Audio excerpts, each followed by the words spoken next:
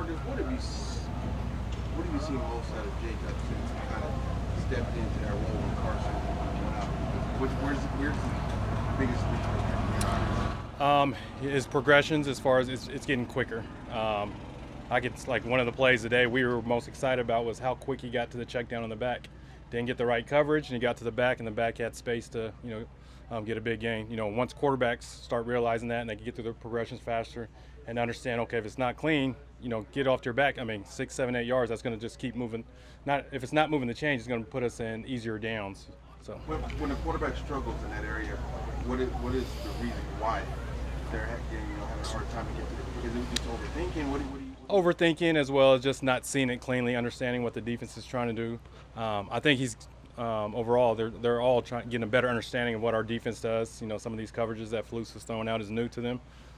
So now that they're seeing it, they're able to recognize it, even some pre-snap, and it's just quickening up their reads. Marcus, how big is the jump in that area in terms of like processing and going through those progressions from college? Because he didn't really do this last year. From college to what you guys do here.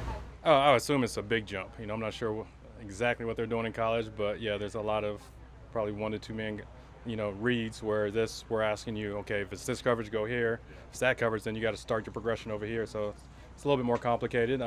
So it just takes reps for these guys. What stands out to you by Sam and just the efficiency he's shown the past few games? Sam is doing an excellent job.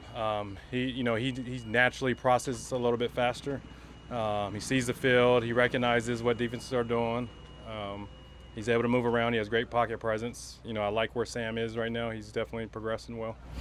What have you seen out of Mike Strong so far? He's doing well.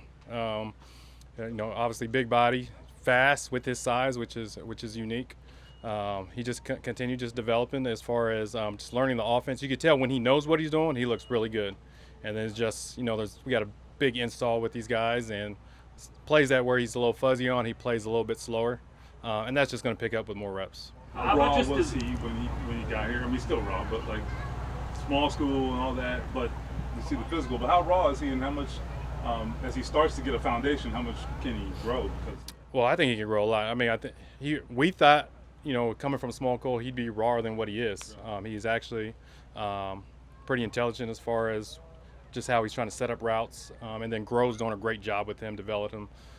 Talking to him, just getting him to understand what's going on, what's the DB trying to do, and he's taken into Grove's teaching, and he's progressing. How has his understanding of that been in the red zone? Because it looks like we're seeing him, he can high point something, he can run a different route, set it up a different way, and do some different things down there. Well, that's what we need him for. With his size, he is definitely a weapon. He creates mismatches with, little corners.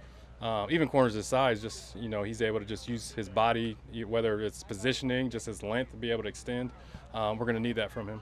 When you see him, there was a one-on-one play today where he beat Xavier in the end zone for a touchdown, and just to see him have that level of compete against a guy who's been in the NFL for as long as Xavier's been, as accomplished as he is, how encouraging is that when you're talking about that jump from D2 to the NFL? Well, it's encouraging. I'm sure he's not even thinking about that. He's just up there just running his routes. He's lined up one-on-one and just work his technique. So he's not really thinking about who's in front of him. Not right now. When you watch tape with a young quarterback, is there something you spend more time on? I know it's probably different every day, but is there something that's just takes a little bit more time to get through their heads about college and NFL, the jump, and how much faster you have to process? Yeah, the biggest thing is probably just pre-snap recognition first, and then pre-snap, then post-snap. So like when we're watching film, we're asking before the play even starts, what do you see? And seeing if they can recognize whether it's backer alignments, whether it's the width of the safeties, just the demeanor of the DBs, if they're able to recognize that to help them speed up their processing before the snap of the ball. How many guys come into the league having never done that? Quite a few, yes. Tough, right? Yeah, As a coordinator. Right.